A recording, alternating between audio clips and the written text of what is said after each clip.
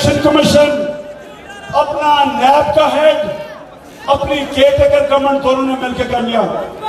उसके बाद नतीजा आपके सामने, 10 सालों के अंदर जो इन दोनों जमातों ने इस कौम को तबाही की तरफ धकेला, बच्चा बच्चा मकरूज हो गया।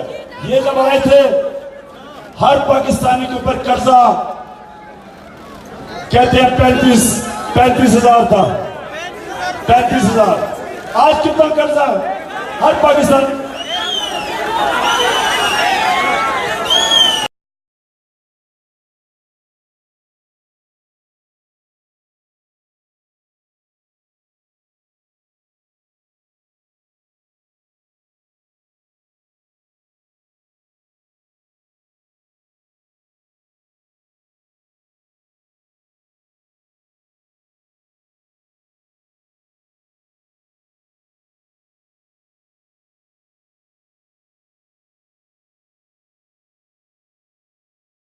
सुनो सुनो सुनो, मैं आज अल्लाह का इतना शुक्रगुजार हूं।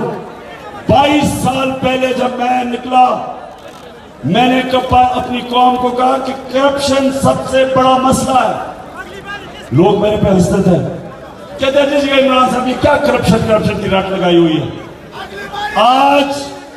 आज कौम को पता चला करप्शन क्या करती है, कौम को मकरूज कर देती है, कौम के इदारे तबाह कर देती है। जो अगर मैंने चोरी, सुने जरा, अगर मैंने चोरी करनी है, मैं इक़्तिदार में आके चोरी करनी है, तो सबसे पहले क्या जो